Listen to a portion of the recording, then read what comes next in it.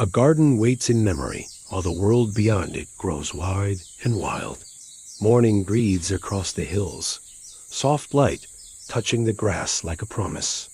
Two brothers rise with the day, not yet kings of anything, only sons who carry the echo of a lost paradise in the way their parents tell stories at dusk. The ground is dark and heavy under Cain's hands. He knows the language of soil and seed. He walks the fields in long lines and listens to the secret weight of rain. Abel moves with the flocks in the pale light. He knows the rhythm of wool and hoof and the way lambs tremble before they trust. Their steps are different, yet their shadows stretch together as the sun climbs and the morning turns to gold. Adam shows them how to build a small altar from stone, not sharp, not perfect, only true. Eve teaches them how to listen when the evening wind moves through the trees and carries a voice that always sounds like home. The brothers grow, and with them grows the ache of distance. The garden is behind them, guarded and glowing in the mind. Ahead of them is a land that will answer only to sweat and patience. Still, in the cool of day, they speak to God as if speaking to a friend who is hidden by light. On a day set apart, they come to the altar. Cain has gathered the first fruits from the ground he tamed with blistered hands. There are baskets of grain, figs heavy with sweetness, green shoots bound together like hope. Abel carries the firstborn of his flock, the best he has, its wool still clean from a clear stream, its breath warm in the air. He moves slowly, not out of fear, but out of reverence that feels older than words. The stones wait, the wind stills. The brothers lift what they love most and lay it down. There is a sense you cannot measure with scales or count with fingers, the sense of a gaze that sees the inside as easily as the outside. The altar drinks the offering of Abel. The smoke rises clean and sweet and straight like a song that has found its melody. The altar receives the offering of Cain, but the smoke struggles and twists and falls back to the ground as if the world itself is heavy with something unsaid. Cain feels the change in the air. He touches the edge of the altar, and the stone is cool, yet his face burns. In the quiet that follows, the field that once felt like his kingdom shrinks to a narrow path. He watches the straight pillar of Abel's smoke thinning into the sky, and he hears the way people hear when they are sure they are not heard. Abel is still. He only closes his eyes with a softness that makes Cain feel small and furious at the same time.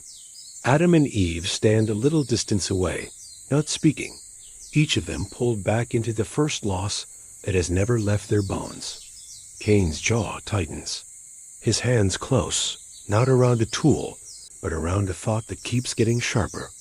The voice of God comes near, warm as a hearth fire and steady as the sea. Cain, why is your face fallen? If you do what is right, will you not be accepted? If you do not do what is right, sin is crouching at the door, its desire is for you, but you must rule over it. The words settle on the ground like dew. They are not a blade, they are not a fist, they are a hand on a shoulder. Cain stands in the warmth of that voice, and for a breath he is a child again, standing between his parents while the sky was still soft and the world felt new. He could answer. He could open his clenched hands. He could look at his brother and see not a rival, but a mirror. Days pass in a rhythm that should be healing. The sun is faithful. The fields do what fields do. Seeds break open and lift green eyes to the sky. The flocks learn the taste of new grass. Abel hums as he walks. Cain counts and measures until numbers taste bitter in his mouth. He remembers the altar and feels the mark of that day like a stone in his shoe. He tells himself the ground should speak for him. He tells himself that his offering was honest and enough. In the telling, his heart hardens like a field baked without rain. One afternoon, the sky is clean, and the air smells like warm straw. Cain calls to Abel in a voice that tries to be casual. Come, let us go out to the field. Abel turns, always ready to go where his brother asks. because love has not learned to suspect. They walk between rows that rise like low green walls and enter a clearing where the ground is bare and the echoes are strong. The wind is hiding. Even the birds seem to hold their breath. Cain starts to speak, then stops. Words are not what he wants. He wants to silence the ache, the shame, the invisible weight that will not lift. He steps closer. His hands are still the hands of a grower, strong and quick. Anger floods him, hot and blinding. There is a moment when he could pull back, when the warning that crouched at his door could still be mastered. He does not pull back. He strikes his brother, first in a flinch, then in a decision. And the ground that drank so many rains now drinks something it was never meant to hold. Abel falls in a quiet that feels wrong. His eyes search for the sky the way a child searches for a face. Cain kneels, breathing hard, surprised by the absence of triumph. He waits for the noise in his chest to become victory. It does not. The world does not rearrange around his anger to make him feel safe. Abel's breath departs. Silence swells. Far away, a lamb calls. The earth is steady and terrible with truth. The sun leans toward evening. Shadows lengthen, thin and cold. Cain looks at his hands, at the ground, at the marks, the struggle left in the dust.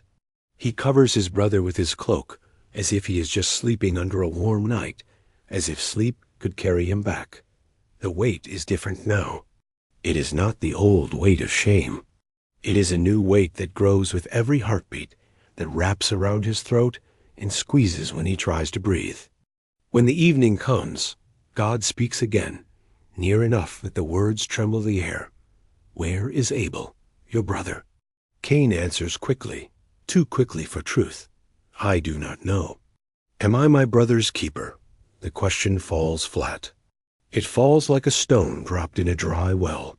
The voice of God carries sorrow that feels like rain after drought. What have you done? The voice is not thunder. It is not a knife. It is grief and justice in the same breath. The voice says that Abel's blood is crying from the ground, and the cry has been heard. Judgment is not rage. It is clarity. The ground that once welcomed Cain's seed will resist him now. The soil will push back. His life will become a long road without a home. This is not a curse pulled from a storm. It is the shape of a world when love is betrayed. Cain listens as a man who has already walked away from the door he was told to guard. He lurches against a fear that eats through his strength. My punishment is more than I can bear. You have driven me away from the ground and from your face. I will be a wanderer, and whoever finds me will kill me. God answers with a tenderness that is older than time. Not so. And a mark is given, not as a brand of shame only, but as a boundary of mercy. The mark is a sign that blood will not call for more blood, that judgment will not cascade into annihilation, that even in exile there is protection. Cain feels the mark like a hand that will not let him be destroyed, even as it will not let him forget. He leaves the home he knew. The land of Nod waits with its empty sky and restless ground. He walks for days that feel like years, learning how silence can be heavy and how small kindnesses are rare in gold. He builds a city, not because he loves people, but because he fears loneliness. Stone on stone, he tries to build walls high enough to keep regret out and keep memory from finding him. The walls are strong and the streets are wide, yet no city can quiet a heart that refuses to be kept. Back where the first story unfolded, Adam and Eve understand a grief that never learned a name. They have lost one son to the earth and one son to the horizon. Eve sits with her hands on the ground, remembering footsteps, remembering laughter. Adam speaks little. He carries tools to the field and returns with them heavy.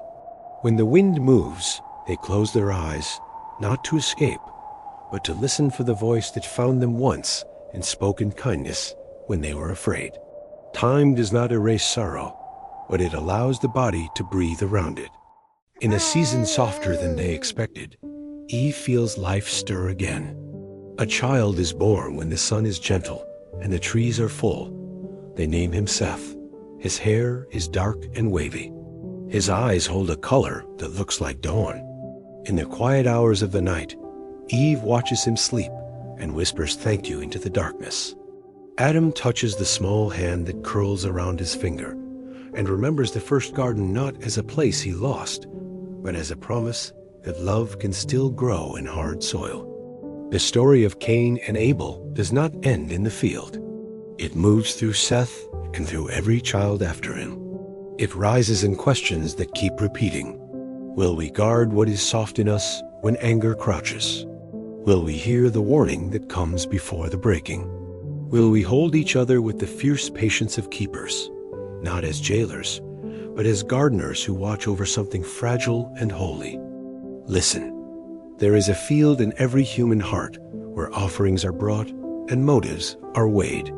Some days our gifts rise and catch the light. Some days our smoke clings to the ground and we wonder why. Envy waits at doorways that we forget to lock. It tells us that the only way to feel tall is to make someone else small. It whispers that if we could just grab and control, we would finally feel safe. That whisper lies. God still speaks into that space where choice gathers. He does not shout. He does not bully. He comes as he did, asking questions that open us rather than cage us. Why is your face fallen? If you do what is right, will you not be accepted? And when we face the wilderness made by our own hands, he does not walk away. He marks us with mercy. He holds back the avalanche. He gives us time to turn, to plant different seeds, to become keepers of what we once harmed. Imagine Cain years after the city walls were raised. Imagine him standing on a tower at dusk, watching the land turn blue. The mark on him is not a scar that burns. It is a boundary that keeps him living long enough to learn. He remembers Abel in flashes, the way he laughed with his whole body, the way he spoke to the lambs as if they could answer. He feels the call of a voice he once heard without fear. He speaks into the wind like a man who has finally run out of reasons. I was meant to keep him. The words do not heal the wound, but they plant something honest in the ground, and honest things can grow if they are tended. Abel's blood cried out, and God heard, and God did not forget. Yet the cry that continues is not only a demand for weight to fall on the guilty. It is also a call to the living to become keepers again, to watch the door of the heart, to notice when anger crouches, and to name it before it leaps, to bring offerings that are more than objects, to bring a self that is open, to lay down pride and pick up humility, to choose a path that looks small from the outside, but leads to a wide and gentle place. The parents who once walked a garden now walk a path of dust. They cannot return to the first light, but they carry a memory of it in the way they hold Seth and teach him to speak to God like a friend. In the mornings, Adam lifts the boy high so he can see over the young barley. In the evenings, Eve tells him about a river that used to divide into four and about a tree that shone with life.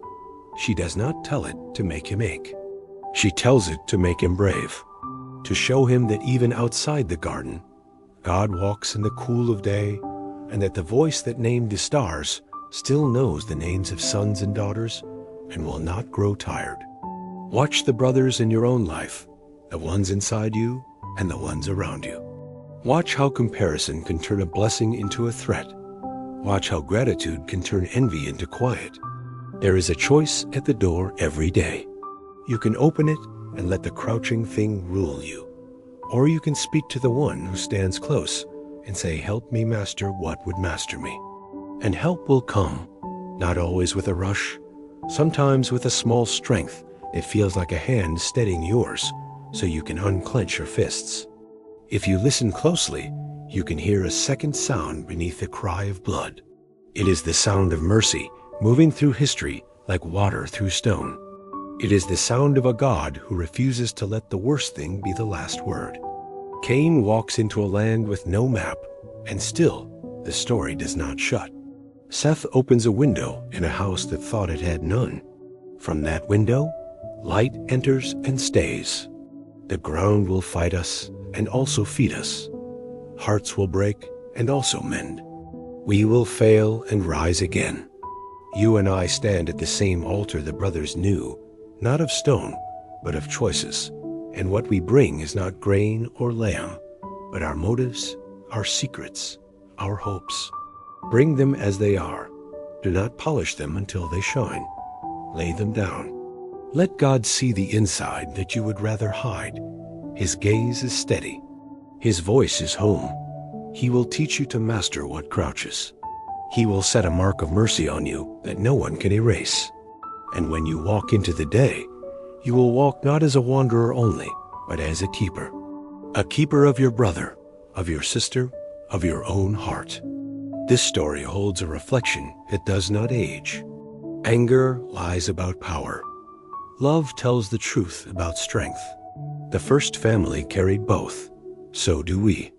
The garden is not yet restored, but the gardener is near. And every field we step into can become a place where offerings rise, where forgiveness waters the ground, and where hope grows tall enough to shade even those who have learned to wander. Here is the quiet lesson. Guard the door before the crouching thing learns your name. Bring your best because you love, not because you fear. Keep watch over the people entrusted to you. And when you fail, and you will, return to the voice that still walks among us and says, I am here. Here is the hope. The story of harm was real, but so is the story of mercy, and it is longer.